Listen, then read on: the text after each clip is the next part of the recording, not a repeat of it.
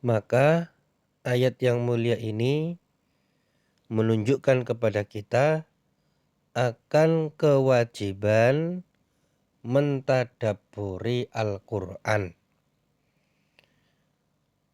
Maka kewajiban kita terkait Al-Quran itu tidak berhenti hanya pada membaca saja. Ya, kita memang juga harus membaca Al-Quran. Tapi juga ada perintah lain selain membaca, juga mentadabburi Al-Quran. Nah, apa yang dimaksud dengan mentadabburi Al-Quran? Maka di sini disebutkan dalam Aisyarut Tafasir, ya, tafsirnya Syekh Jabir Abu Bakar Al-Jazairi rahimahullahu ta'ala. Yang dimaksud dengan tadabbur, ya, mentadabburi adalah ayyatafakkaruna fihi faya'rifunal haqqa minal batili. Yaitu berpikir, mencurahkan pikiran kita terhadap Al-Quran, memahami makna-maknanya, mengambil hukum-hukumnya, sehingga seseorang bisa mengetahui mana yang hak dan mana yang batil. Karena di antara fungsi Al-Quran adalah sebagai hidayah, sebagai petunjuk. Maka ayat-ayat Al-Quran itu mengandung makna yang sangat agung dan mendalam. Di dalamnya dijelaskan mana yang hak, mana yang batil. Mana yang tauhid, mana yang syirik. Mana yang halal, mana yang haram.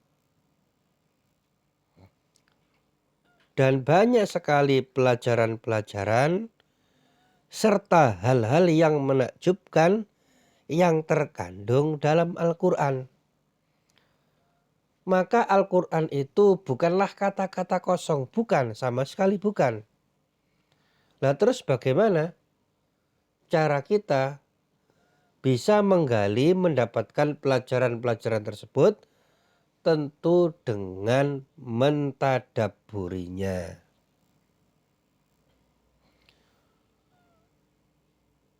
Dengan memperhatikan ayat-ayatnya. Maka di situ ada proses berpikir. Nah, kalau Al-Quran itu indah dan menakjubkan, kenapa sebagian orang kok tidak tertarik dengan Al-Quran? Kenapa sebagian orang ketika membuka Al-Quran kok malah ngantuk? Kenapa? Ya karena dia tidak memahami isinya. Kenapa dia tidak memahami isinya? Ya karena tidak mentadabburinya. Oleh karena itu, ada perkataan yang sangat bagus dari Al-Imam Az-Zarkashi rahimahullahu ta'ala.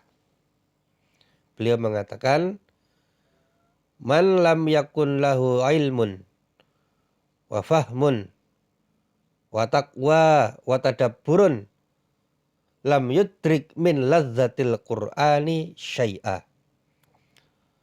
Barang siapa yang dia itu tidak mempunyai ilmu, tidak mempunyai pemahaman, tidak mempunyai ketakwaan, dan dia tidak mentadabburi Al-Quran, maka dia tidak akan menjumpai lezatnya membaca Al-Quran sedikit pun.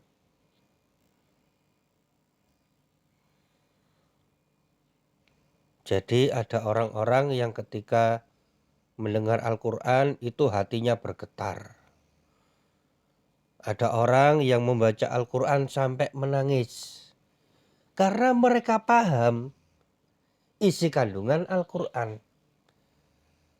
Tapi kalau tidak paham, tidak mengetahui isi dan maknanya, ya maka tidak akan berpengaruh kepada dirinya atau pengaruhnya lebih sedikit daripada orang-orang yang memahami isi Al-Quran. Nah, oleh karena itu, agar seseorang faham, bisa mengambil pelajaran dari Al-Quran, maka dia harus mentadabburi Al-Quran.